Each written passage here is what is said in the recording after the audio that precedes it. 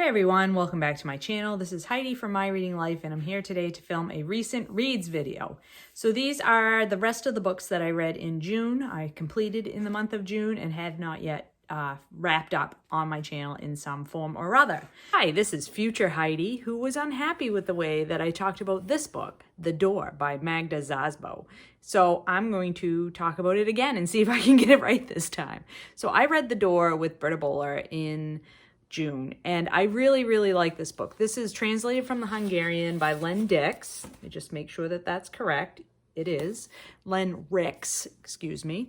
And I really enjoyed this story, even though it basically is a plotless novel and it's about unlikable people. So our two main characters are the narrator of this book, who we at the very end find out her name is also Magda, and her housekeeper, Emerence. And the story is being told from our narrator looking back over a long history of them knowing each other.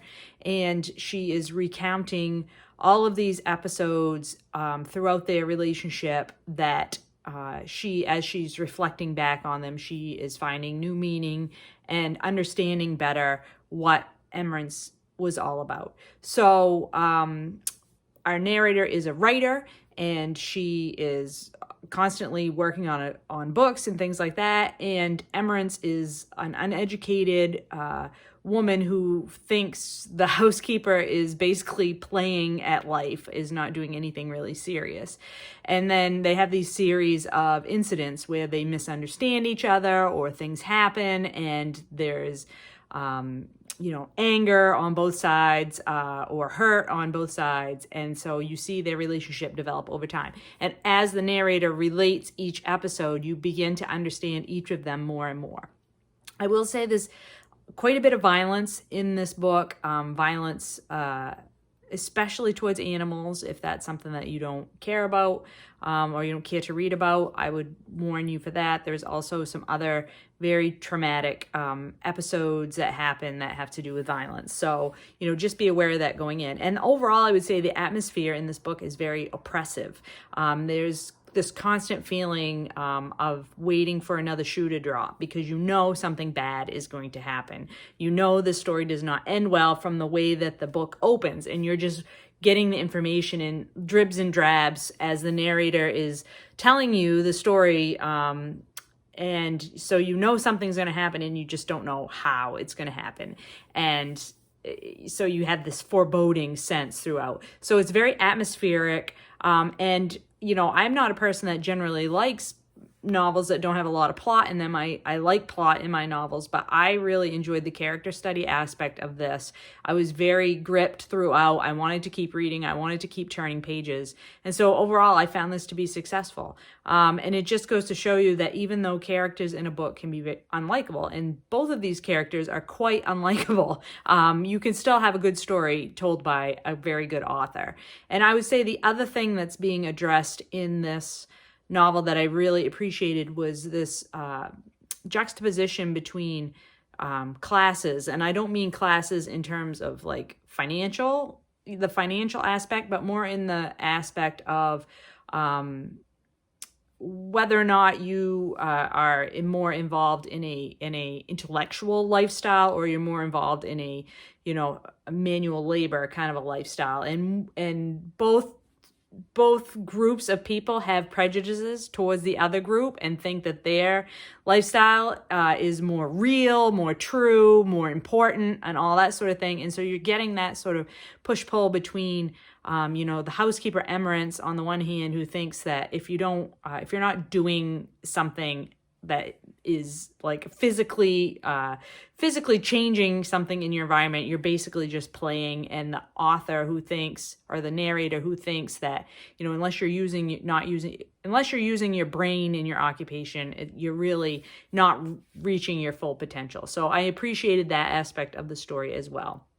I will say this takes place after World War II and through like the years leading up to the fall of the Berlin Wall. It's sort of that Cold War period of time and in Eastern Europe. So the book entirely takes place in Budapest, which is a very interesting time period that I didn't know very much about from that perspective of an Eastern European city and what people in that city would go through. So I highly recommend this book, and I hope that you will pick it up. The next thing I read in the end of the month of June was this book, Heartstopper by Oseman. This is a graphic novel I read for Pride.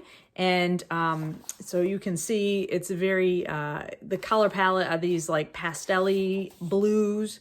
And this is the story of these two young boys who meet each other. They're in high school, both of them, and begin a relationship, a friendship at first that maybe is leading to something more.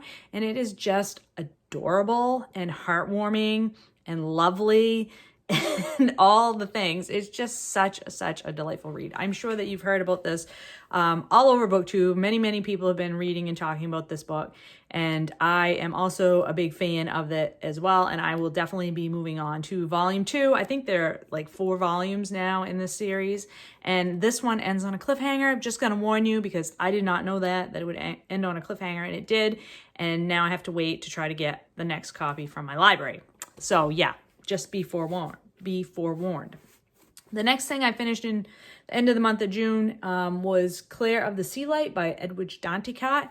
And I read this for Caribathon, which I didn't read during the actual Caribathon period, but I did read during the month of June, which I sort of extended for Caribathon for the whole month.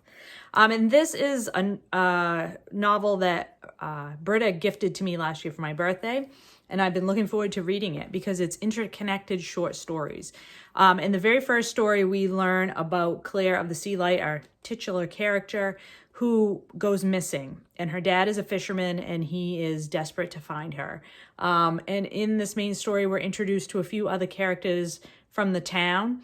And as the subsequent stories continue, we learn more and more about all the different people in the community and what it's like to live in this small Haitian town. This takes place in Haiti. What it's like to live in this small Haitian town, which has a lot of poverty and also has a lot of trouble with gang violence and things like that. And so, like, sort of each story gives us more and more information about the community and the people that live in the community and the struggles that they have to go through and the issues that they have to deal with. And it's just lovely. I mean, the issues that they have to deal with are not lovely. They are often tragic and often horrible.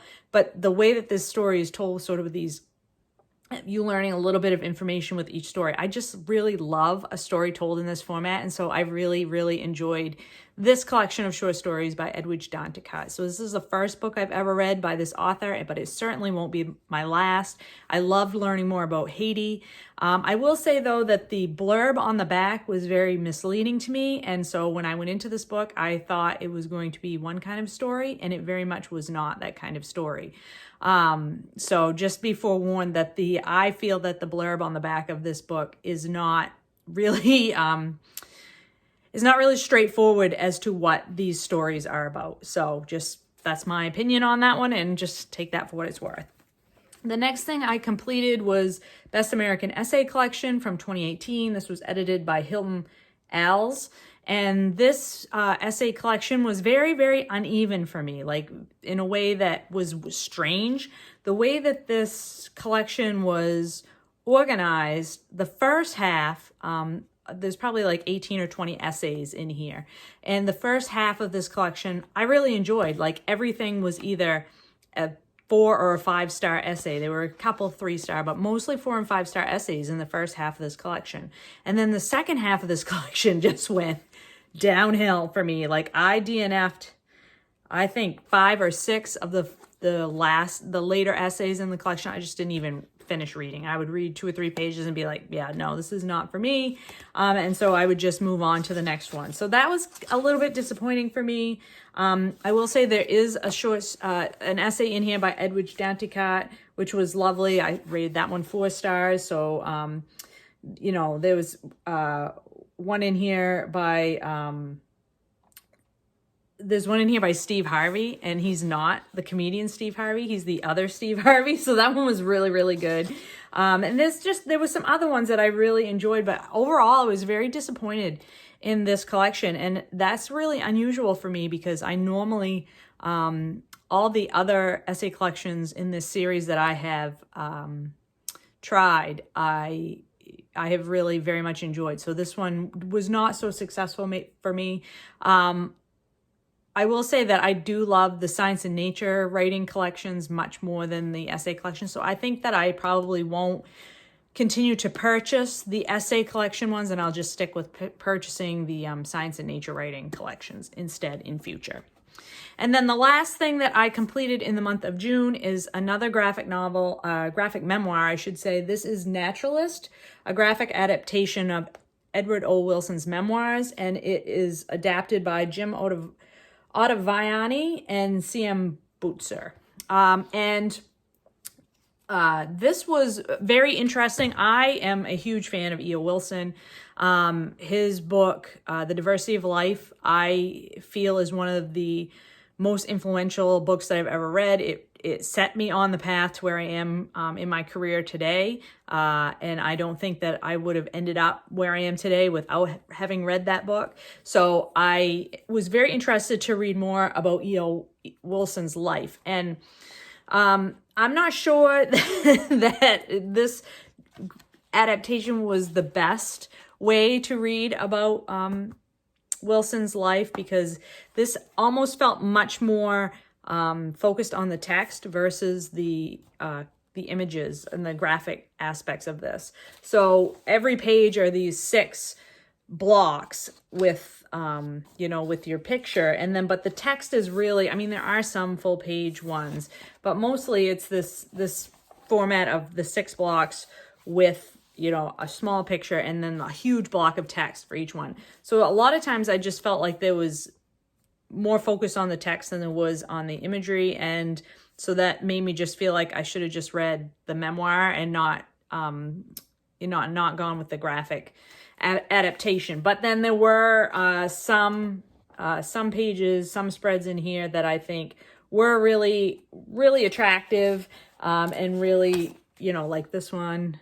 So there were some that definitely made it worthwhile. But I do think this is a book that's a little bit uneven in terms of the balance between the text and the images, and that is to its detriment. But overall, I learned a lot about Wilson's life, and he is a product a little bit of his upbringing. He was born before World War II and came of age during World War II. And so he had, he was raised in the South. He had certain ways of thinking about things and doing things, but he actually addresses his growth in terms of social issues over time, which I thought was really well done and really important for him to do in this memoir. So I appreciated that. And I appreciated the reason why he became one of the world's leading experts on insects, why he chose to go into the field of studying insects. That's really interesting, and I did not know that. So I thought that was a really great aspect of this book. And I just want to thank Rachel again for sending me this graphic memoir, which she so kindly did. And I was really pleased to have read it, and really, really glad to have more information about E.O. Wilson in my brain. So those are the books that I finished in the second half of June. Really glad that I was able to get some more reading done for both Caribathon and Pride Month.